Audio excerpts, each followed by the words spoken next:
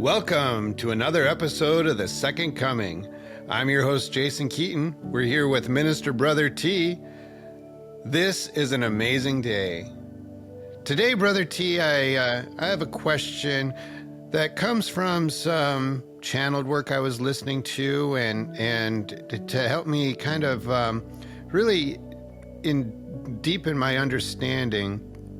My question is, when we are making this transition to enlightenment, and I am recognizing the ego and putting that ego behind me, sometimes it just feels like more difficult than when I was living in the ego. And you know, it gets really difficult sometimes. It's almost like there's, I don't know, it's not like extra tests that are coming my way, but that ignoring of the ego, it seems sometimes just easier to live in the ego. Why is that, Brother T? Good question. Let's just take a pause and call in a little counsel. Take a good deep breath.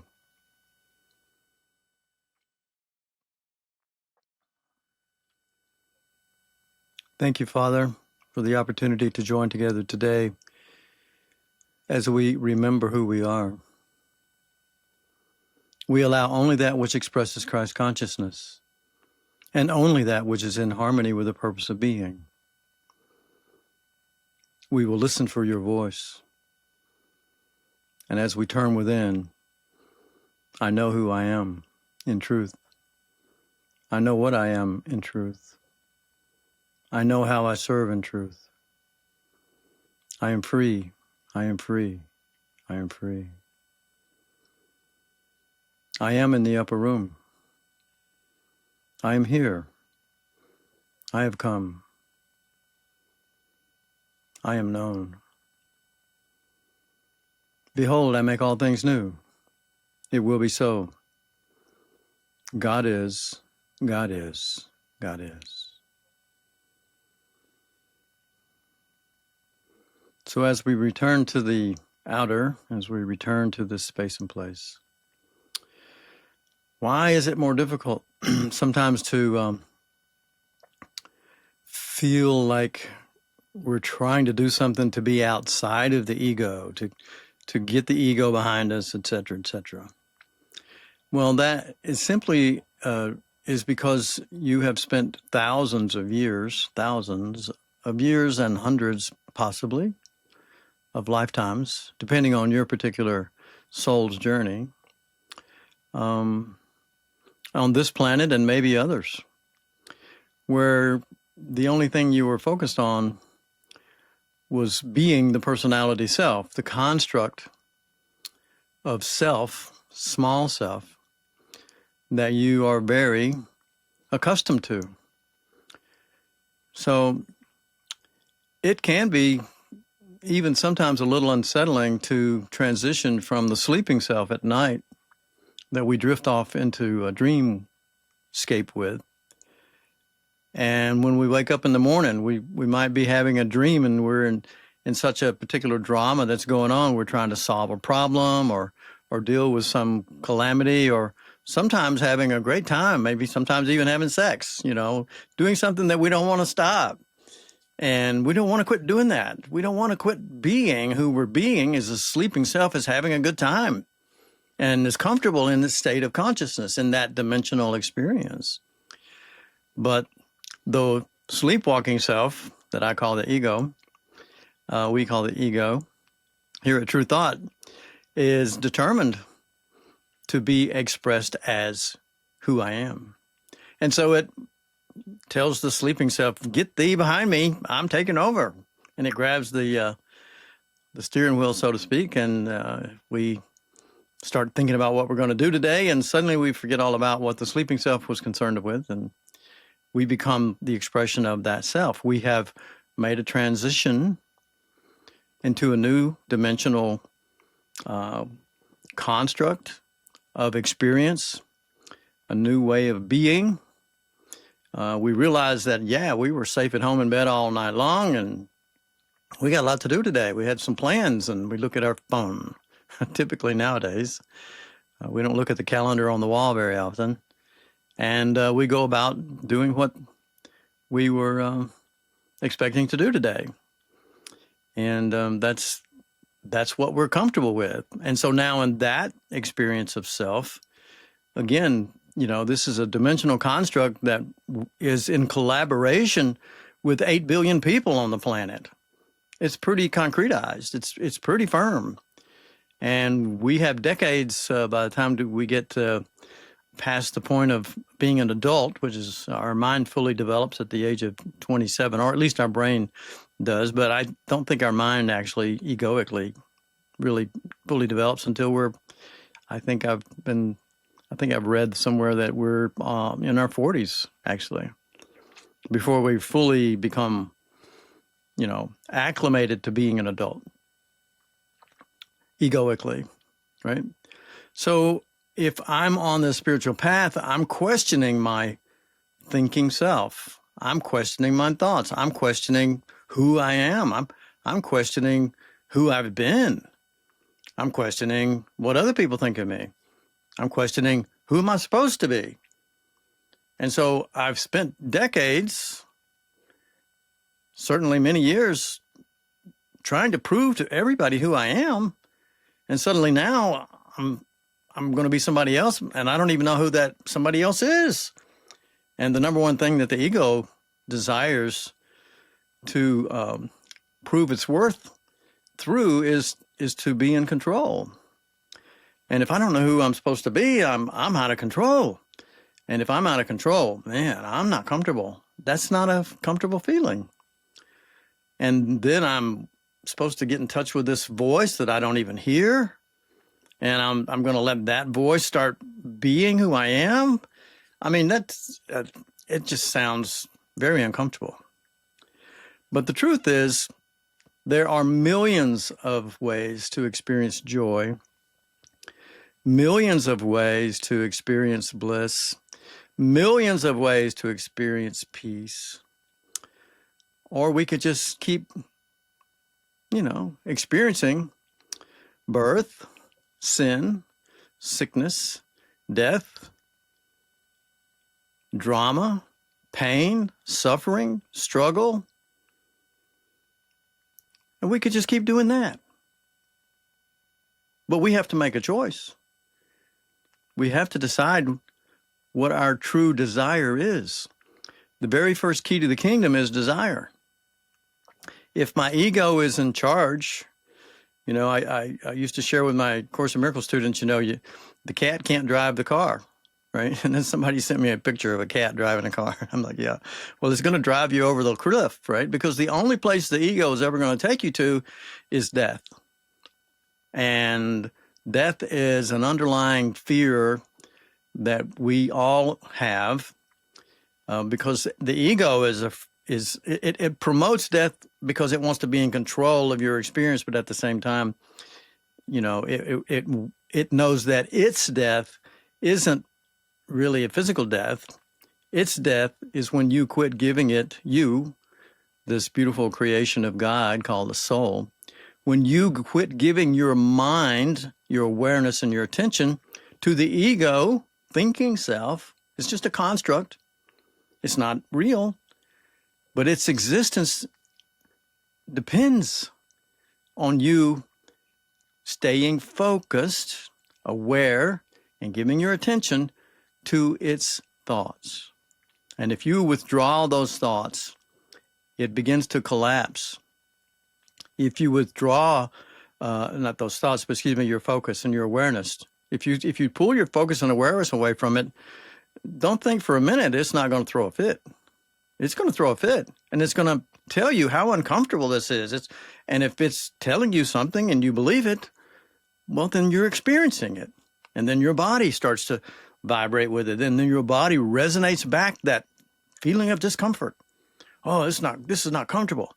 And I'll promise you, when I first started trying to take out some time out of my day, I got to spend time now meditating. I mean, I've already got a busy life. I got things to do. I got to do. And to just sit down and do nothing for 5 minutes or 10 minutes, that's uncomfortable. And not only that, I'm supposed to not think. Well, I can't not think. My mind is racing now because I'm saying don't think, and so now it's going to think faster. There's something to be concerned about. I mean, I can make up my ego. I'm saying I'm speaking as the egoic self. I can make up, a lot of great reasons why I sure as hell don't want to become enlightened, because then I'm out of control, because I don't know what enlightened is. I mean, I have these ideas. I have this idealized idea of what I will be. And if I'm forced as an egoic self to, eventually give in to all of this unfortunate and certainly not important idea that I'm supposed to sit down and shut up. I mean, that's the worst. Yeah, that's not comfortable at all. So it's important that we persist, because if our desire is to enjoy abundance, real abundance, love, peace, relationship, joy, health, all of the things that are side effects of being the awakened self, Christ in form.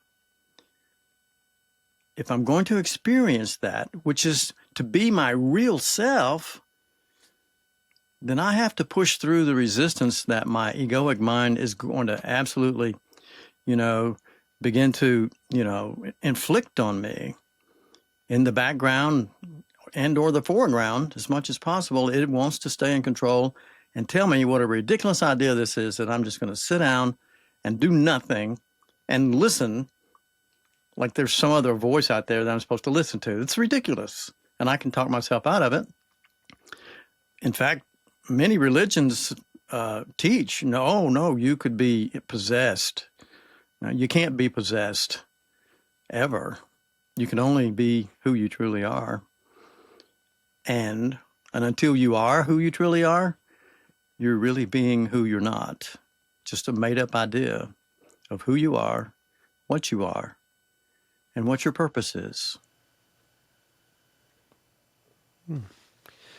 That's great, but doesn't it, when we have desire, doesn't it seem like the harder we try with this desire, sometimes it just seems further out of reach? I mean, if it's about desire and we are trying harder, sometimes it just feels like that's the wrong path, is to try harder. Like, you say, sit down and do nothing. Why isn't desire? There's got to be something more than just desire. Yeah, there's got to be. I mean, Jesus, how boring. You're just going to sit there and do nothing? I mean, that's boring as hell. Who wants to do that? Why would you think that you would even want to do that? That's not fun. Let's go jump out of an airplane. Let's experience life. Yeah, let's go, do something crazy and fun. Or, there's some people in my life that are assholes, and I need to go out here and set them straight. I need to make them understand how wrong they are. I need to be right, because I really, really enjoy being right. And when you say we, Mr. Jason, who is the we? Is it you? Can you just say I? And if you're just saying I, instead of including other people, I don't know who the other we are, but if you'll speak for yourself as an example, and you're saying, I don't want to do these things, I feel uncomfortable, I blah, blah, blah, then the real question is, which I are you being? Are you being the sleeping self I? Are you being the sleepwalking, egoic self I? Because it certainly has its desires, and the sleeping self certainly has its desires. These are two different selves that I'm being, and they have their own desires. Or are you being your true self? And the desires of the true self are completely oblivious and unknown to the ego. You cannot be asleep and awake at the same time. Have you noticed? You can have a lucid experience during a dreaming state of mind and start to experience what it's like to be awake and experience the dreaming state of consciousness at the same time. It's called a lucid dream. And I've had those. Many people who meditate have those kinds of experiences. Jesus had a lucid experiences, if you want to call it that, of being human. He realized who he truly was as Christ in perfect safety. He wasn't afraid of crucifixion. He wasn't afraid of persecution. He wasn't afraid of death. He wasn't afraid of anything because he was being his true capital S self. So the ego has a long list of desires. You don't have to look too far, and you can talk to anybody today, anywhere you go. Just say, what are you doing, and what do you want to do next? And they can give you a list. We literally begin to construct at a very young age who we want to be. I want to be a fireman. What do you want to do when you grow up? I want to be a pilot. I want to be a fireman. I want to be a teacher. I want to be a librarian. I want to be a doctor. I want to be an engineer. I want to be a housewife. I want to be a professor. I want. These are desires of the egoic self that lines up all these desires because it looks up to people that are in those positions and says, if those people are getting respect, and I believe they are because I'm respecting those people, that's a big deal to me to be a doctor or to be a professor at our university. Wow. I mean, I respect that. Well, if I respect that and I want to be respected, then that's what I want to be. Then other people will respect me. And then I will feel good about who I am. This is a great idea. I have lots of desires. But if you want to be your true self, you have to tell the ego, get thee behind me with all that. Because who I truly am is who God created me to be. And I don't know myself. Wow, that's a different kind of desire. And when I started thinking, Jason, that I was reincarnating, I had a new desire. How do I get off the planet? How do you get out of this loop of birth? I mean, the first thing you do when you're born is cry. It's really not a good physical experience, all things being considered, to be squeezed through a tube into the existence of form, and suddenly you're breathing for the first time and you're separated. You don't feel in union, or that's not a good experience, really. I mean, all I can do about it is cry. I don't like it. I desire to get back in the womb. I really enjoyed being in the womb. I didn't have to worry about a thing in the womb. I didn't even have to think. I could just be. And I felt loved and nurtured and abundant. I had no fear. Isn't it kind of true? You talked about it, you hinted about it, but you said you don't even know who you're going to be.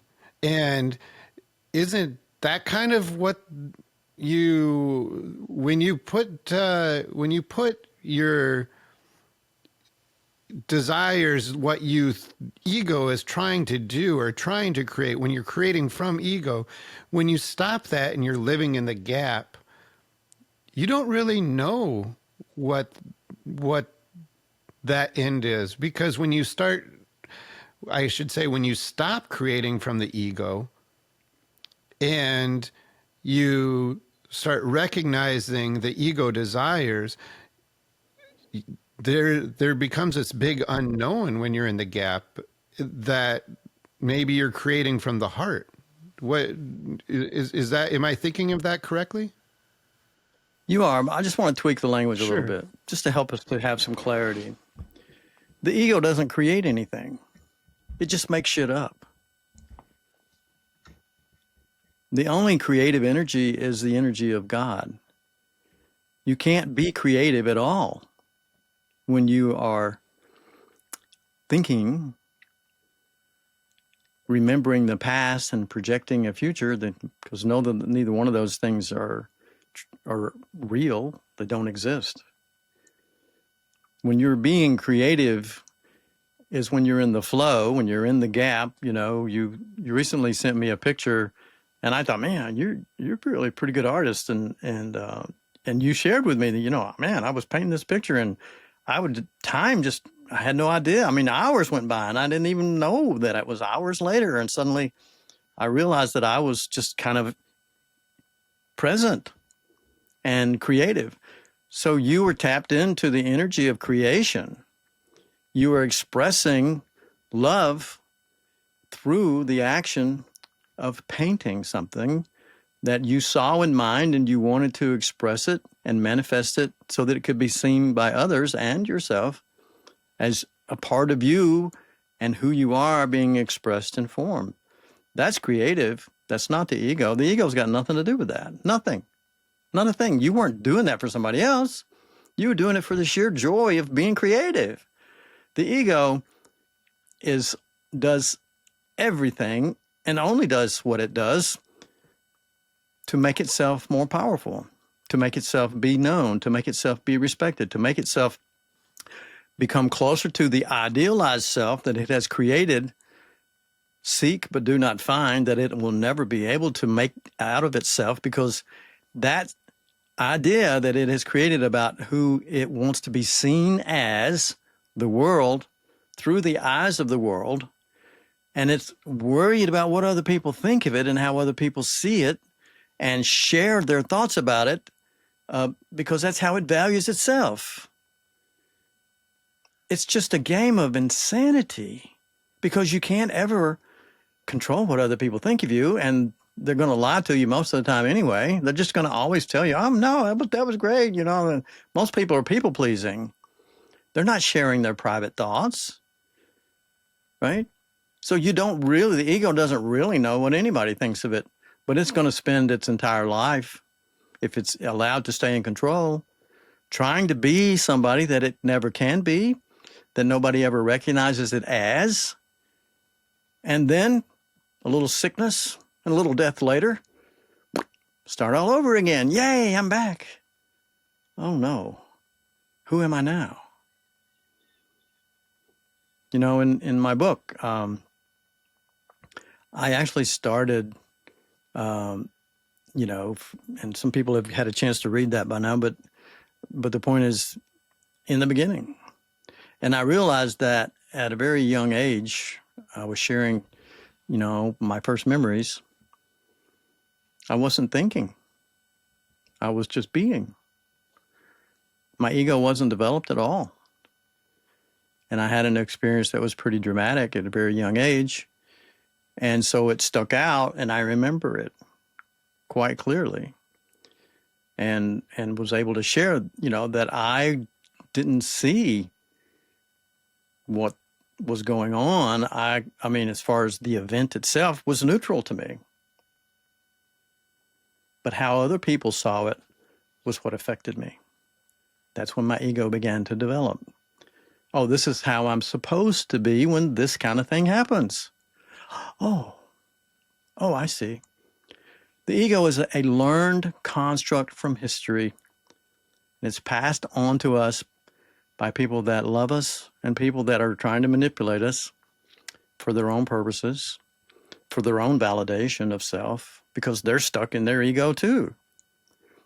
So all these things are mysterious and very compelling. But at the end of the day, when somebody taps you on the shoulder, whether it's your neighbor, your brother, your sister, or Jesus, or Buddha, or whoever finally catches your attention and says, wait a minute, there's another way of seeing things, and you're missing out on so much more than you realize, because you believe that you're this little bitty construct of self, and it's not even, it's a toy. It's like a child's toy. You're not that self. You're missing out on an unlimited universe of experiences because you've put yourself in this little box, this little house of illusion, and you believe that's your reality. You're missing out on so much. So here I'm tapping you on the shoulder, just saying, look, there's another way of seeing things. If you're willing, if you're ready, if you're tired of birth, sin, sickness, and death, and you want to get out of the loop, and you'd like to land the airplane, then there's another way of seeing things. And if you will allow yourself to stop being your only teacher and allow someone else to help you, you have the capacity to see a whole new world that is not visible to you looking through the eyes of the egoic mind. I love that. When you'd mentioned earlier today about jumping out of an airplane and things that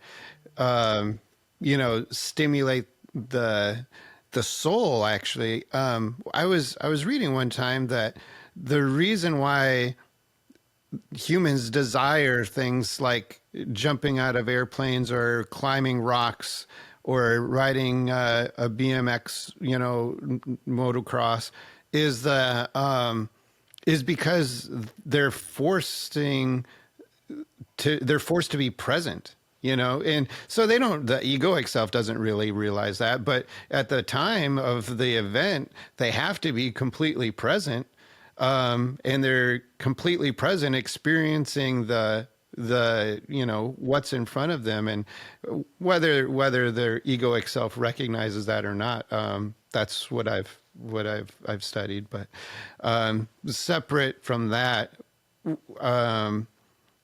going back to Wait a minute. Let's talk about that. Okay. Stop for a second. I mean, you opened up a conversation, and you're moving on. How do you know what the soul wants?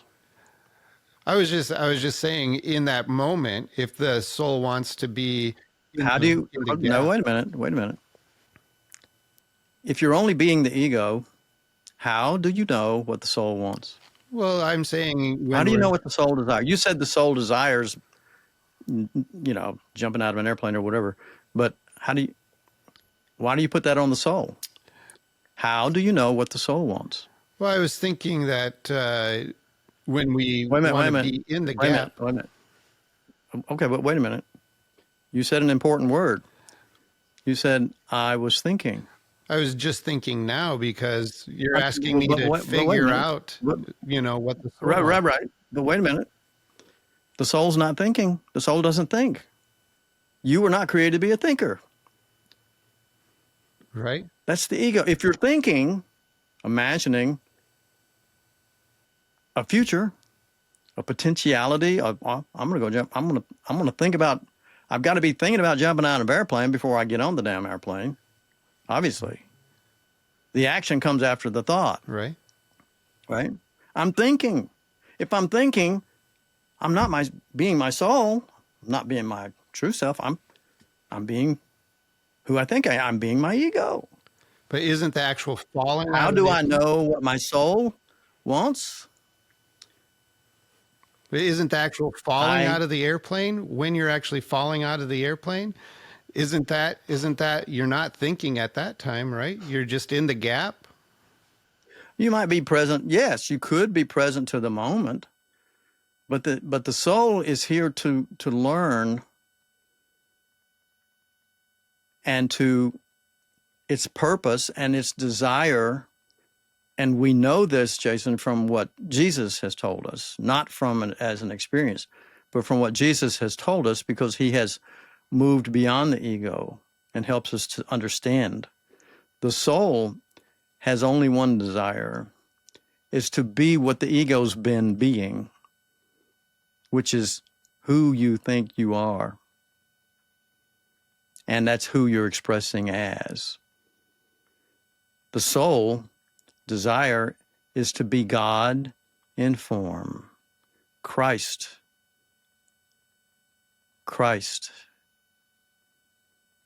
Because that's the only real experience you'll ever have. jumping out of an airplane is not a real experience.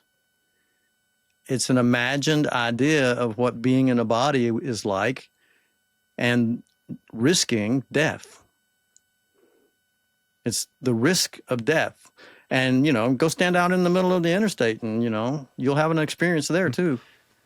Uh, That doesn't mean that the soul desires to have those experiences. The soul desires to be in the driver's seat because it wants to express love in form. Period. Period. Period. When you're jumping out of the airplane and you're having a present moment experience, yeah, that's great. I'm present. Are you expressing love on the way down? Hoping that the parachute actually opens? Are you loving the body by putting the body? If you think for a moment that jumping out of an airplane is not a stressful experience, come on. You're putting the body through an unimaginable stress. What you're doing is seeking the experience of fear. And the fear is compelling. We go to horror movies. Our children are killing each other, and they're midnight, raiding parties on, online video games. Fear is very compelling, and fear begets more fear.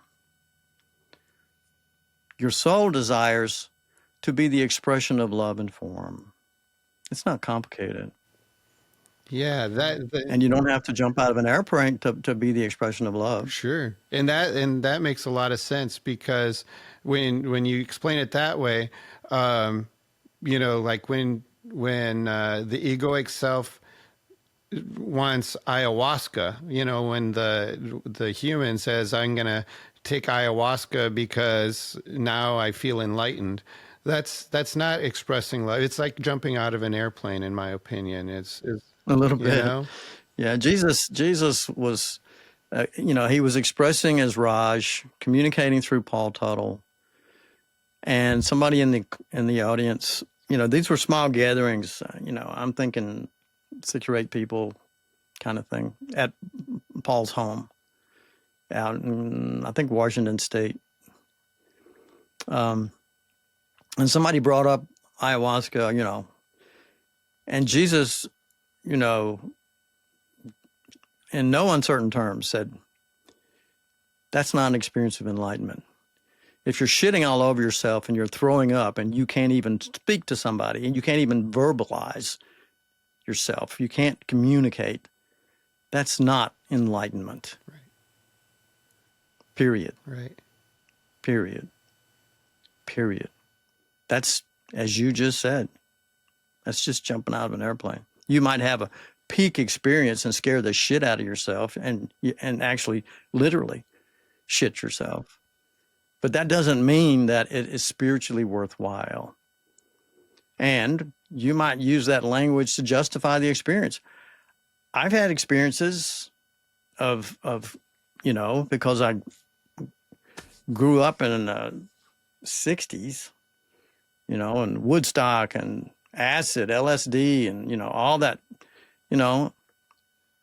everybody was trying everything in my generation and that was all happening when I was, in high school, graduating. First time I smoked pot, I think I was 16. I thought, this is fantastic, man. This will be legal by the time I'm 21 everywhere. Why would anybody make this illegal? And it's still not legal, 50 years later. But we have to be careful because we're egos and we're bodies and we're vulnerable and blah, blah, blah, blah, blah. But once we let the soul be in the driver's seat, then the ego's not in the driver's seat. So what does the ego know the soul wants? Absolutely nothing. The ego doesn't know what God is, what love is, what union and relationship is, and what being anything other than separated from everything else is, because that's its entire construct of reality. I'm being maybe a little firm here today, but wake up. Because we don't know And we can imagine all this crap about what God is and what Jesus experienced and what the soul is. And yeah, it's great. Write a book. Or sit down and shut up and quit thinking. If you want to know who you are, quit thinking about it and start experiencing it. I love that, because when we're in the gap and we're being the observer, we're not trying to have a desire of being the Wait a minute, doctor. wait a minute. You're still saying we. Who are you speaking for? I'm just saying the Say I. how about that? How about I myself, capital S, observing in the gap. I do not know what the future is because I'm not trying to create that future. I like that feeling. Well, you're. I love where you're going here. Okay, it's a little bit of another can of worms, but the idea, kind of, that the ego bases its thinking on and its imagination of is based on separation. So it's like, okay, so when I'm the soul, I'm this. And when I'm the thinking self, I'm that. If this, then that. And, when I'm the personality, well, I'm here, right? And my sleeping self's not around. My soul's not around. The Holy Spirit's not around. God's not around. I'm separate. I'm separate from everything. And so when I'm being the soul, I'm in this space, I'm in this gap, I'm in this present moment. Well, now I'm the soul and blah, blah. No, you're not the soul. You're beginning to reintegrate yourself. So the sleeping self is there. The ego is there. The soul may be there, may be present, but the ego's not giving it any mind share. The ego is still running the game. You've just took a good deep breath and you're being present for a moment. In other words, you're experiencing the present moment. That doesn't mean that you're being the soul. It means you're experiencing the present moment. And all aspects of you, the controller, the skeptic, the injured child, the little boy, the successful this or that or the other, the husband, right? The father, all the aspects of your life and all the aspects of you are all there experiencing the present moment. You're not separating, you're reuniting, you're rearticulating, you're becoming whole.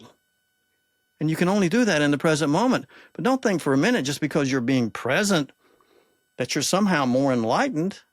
You're just being present instead of listening to the ego's constant chatter and thinking.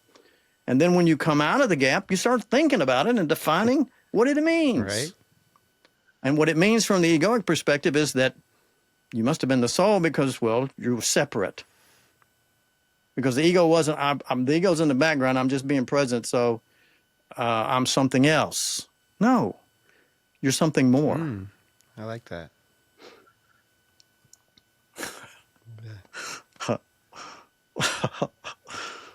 Yeah, that was some good stuff there, Brother T. That was some good stuff, Brother T. So, hey, well, we're just going to say thank you, Holy Spirit. Yeah, absolutely. You know Thank you, what I Father. mean? It's just the wisdom and clarification almost sometimes seems to beyond Brother T. It just seems to be flowing, and it's definitely beyond Brother T. Brother T is just present. Yeah. Oh, I love it. I love it. And enjoying it. And I'm finding that of late in our podcast that the Holy Spirit is pretty firm, not mean and not aggressive, just certain. Yeah, I love that. You see the shift? I feel that shift immediately. It's like it's the voice of certainty. There's no doubt in truth. There's no doubt in the mind of certainty, because the mind of doubt is in the back seat. Get behind me. And then I get to be present to all of these selves. But the voice of certainty is very real, and it lives within each of us right here in the heart space, right in the very center of our being. I am here. I have come. I have known. I am. I love that, Brother T. Thank you for today. I do too. Thank you for this. And thank you for joining us. I hope you have a really amazing vibration right now. And thanks for being present with us in this moment of the podcast. So, Brother T, I think I'm going to wrap it up here and tell everyone from myself, thank you. And we will see you next week on another episode of The Second Coming. No one left to crucify. And I'll be right here with you, Jason. And I'm already looking forward to your next question and, yeah, to see what comes through literally in response to our conversation next time we get a chance to be together, my brother. I love you, man. I really do. Love you too. All right. And I love all of you in our community. So thank you. All right. Amen. Hallelujah. See you soon. Bye-bye.